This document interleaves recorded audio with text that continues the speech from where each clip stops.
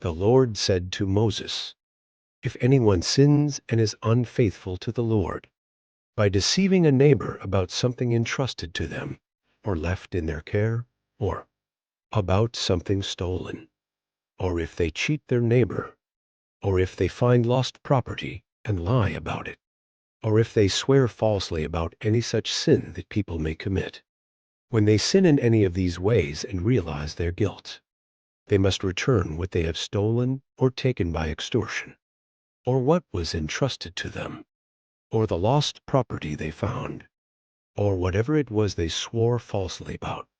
They must make restitution in full.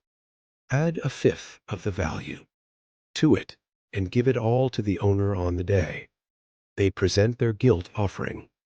And as a penalty, they must bring to the priest, that is, to the Lord, their guilt offering, a ram from the flock, one without defect and of the proper value. In this way, the priest will make atonement for them before the Lord, and they will be forgiven for any of the things they did that made them guilty. The Lord said to Moses, "Give Aaron and his sons this command. These are the regulations for the burnt offering. The burnt offering is to remain on the altar hearth throughout the night, till morning, and the fire must be kept burning on the altar.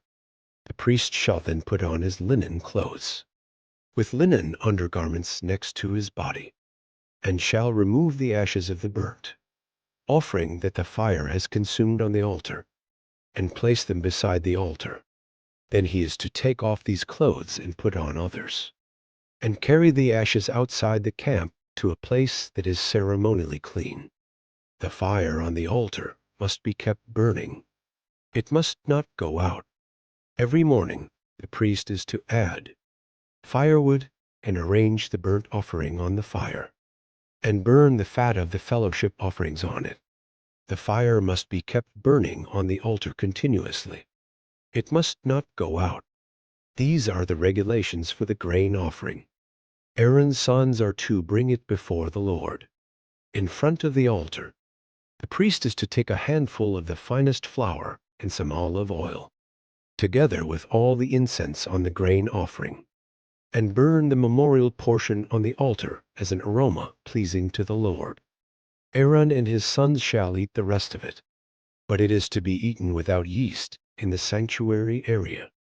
They are to eat it in the courtyard of the tent of meeting. It must not be baked with yeast. I have given it as their share of the food offerings presented to me. Like the sin offering and the guilt offering, it is most holy. Any male descendant of Aaron may eat it. For all generations to come it is his perpetual share of the food offerings presented to the Lord. Whatever touches them will become holy. The Lord also said to Moses, "This is the offering Aaron and his sons are to bring to the Lord on the day he is anointed: a tenth of an ephah of the finest flour as a regular grain offering, half of it in the morning and half in the evening. It must be prepared with oil on a griddle. Bring it well mixed, and present the grain offering, broken in pieces as an aroma pleasing to the Lord. The son who is to succeed him as anointed priest shall prepare it. It is the Lord's perpetual share, and is to be burned completely. Every grain offering of a priest shall be burned completely. It must not be eaten. The Lord said to Moses, "Say to Aaron and his sons, these are the regulations for the sin offering. The sin offering is to be slaughtered before the Lord in the place the burnt offering is slaughtered. It is most holy. The priest who offers it shall eat it. It is to be eaten in the sanctuary area, in the courtyard of the tent of meeting. Whatever touches any of the flesh will become holy. And if any of the blood is spattered on a garment, you must wash it in the sanctuary area. The clay pot the meat is cooked in must be broken. But if it is cooked in a bronze pot, the pot is to be scoured and rinsed with water. Any male in a priest's family may eat it. It is most holy. But any sin offering whose blood is brought into the tent of meeting to make atonement in the holy place must not be eaten. It must be burned up.